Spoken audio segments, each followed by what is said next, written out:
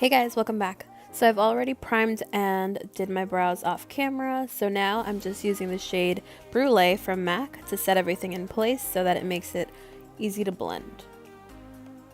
Now I'm also going to go in with the Dark Matter Stack by Melt Cosmetics, and I'm using the shade Blur to use it as a transition shade. This is the best transition shade out there because it really does help to blur out any harsh edges, and it just makes it so easy to blend. Then using the shade Unseen, which is a cool medium caramel brown, I'm going to be using that with a Morphe brush. And this is actually a different type of brush. I will list it below for you guys because it is phenomenal. It's slightly smaller than most of the crease brushes that I use, and I think that's why it worked out so well. So here I'm just intensifying it and really rounding out the eyes just a little bit. So as you can see, I'm picking up layer and then blending it out, and it makes it so easy. Then using the shade Enigma, also from the same stack, I'm going to deepen it up a little bit more. This is a really pretty burgundy brown shade. The way that they describe it on the website is actually, let me just double check. They describe it as a beautiful red brown. So that's pretty much it. But I'm using this to really deepen it up, and I'm building that intensity as I go. And using the shade Blur just to blend out the harsh edges, so that way it looks very seamless and perfect. I'm also going to use that same Enigma color just to kind of like add a light wash of color on the lid. This is only going to help to prep the color that I'm going to use after, so that it has that like nice smoky effect and it blends out really well. And you'll notice that I'm using the same brush, so you don't have to worry about using multiple brushes. I really only kept it to 2 in this part. Then using the shade Frostbite by NYX, it's one of their prismatic shadows. I'm applying that with my finger on the lid, and it's such a nice blue icy shade that is very reflective, and I was absolutely obsessed. I didn't quite know what color combination to add to this, but once I found the color, I just knew exactly what to do with it. You can totally use some Fix Plus to add some more intensity, but I'm actually going to be using a pigment to add that vibrancy later on. And here I'm just using a small shader brush just to give us a little bit more definition, and then adding the shade Enigma to blend it out some more. Using a MAC Reflects Teal pigment and the NYX glitter glue, I'm going to be applying that to the lid, and you guys, you're gonna see how phenomenal it's gonna look. I'm using the same brush that I used to apply the glue to add the pigment, and voila, it looks so good. It's very vibrant, colorful, and I think that the contrast with the red brown really made it stand out on its own, and I will definitely be using this pigment more often. I think it's really unique because a lot of the time we see other shadows out there, but they don't have quite as an intense vibe as this one does. So I highly recommend it. I also enjoyed the fact that there was very minimal fallout on my cheeks, which is really hard to come by. And then here I'm just adding more of the Enigma shade, and I'm really intensifying it with another Morphe brush. This one's great because it is very detailed and pointy, so it allows you to create that perfect round shape. And again, minimal fallout. And there you can see the beautiful pigment. I'm also going to add a wing eyeliner. This I always do, you guys know how much I love it, and I'm just speeding through the process. Nothing has really changed with my technique. And again, if you guys want to see what it looks like, let me know, because I will definitely film that for you. And of course, as you all know, I'm using the NYX Liquid Matte Liner. This is the best out there, and it's only $6.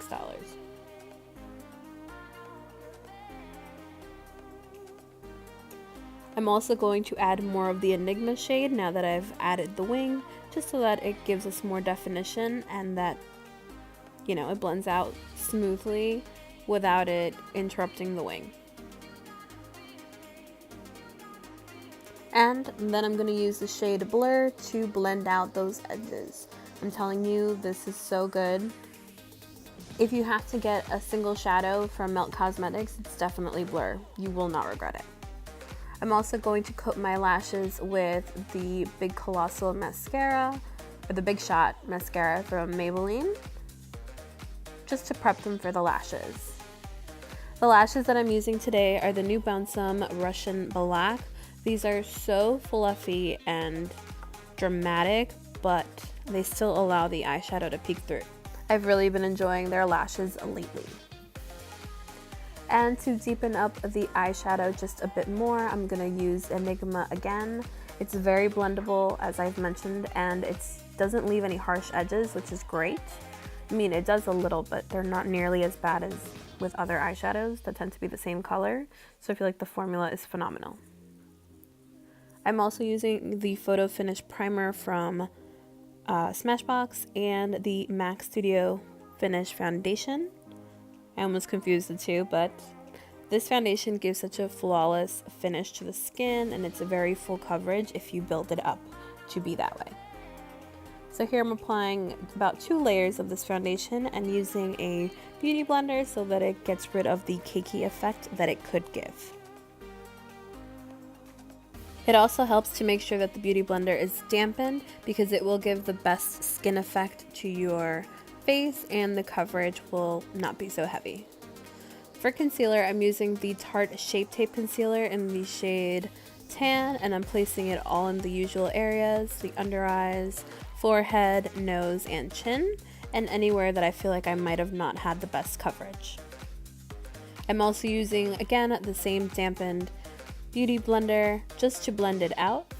And to set everything in place, or at least the areas that we use the concealer in, I'm using the MAC PatrickStarr powder. This is really pretty and it does help to give that flawless effect to the under eyes without making it look, you know, like crepey, if that's the word, so that it doesn't allow it to be dry, but it still kind of lifts the under eyes, which is really great. As far as a general setting powder, I'm using the NARS Translucent Crystal Powder. Again, I'm applying some of the product on the brush and then swirling it into the cap to ensure that I don't get too much powder on my actual face. We know what happened last time I did that, so your girl learned. And I'm just using a traditional powder brush to apply that. As far as bronzer goes, I am applying the MAC Delphic Bronzer. It's a really pretty warm bronzer and I've just been using it a lot lately, and it just gives me that sun-kissed glow that I need, especially during the colder months.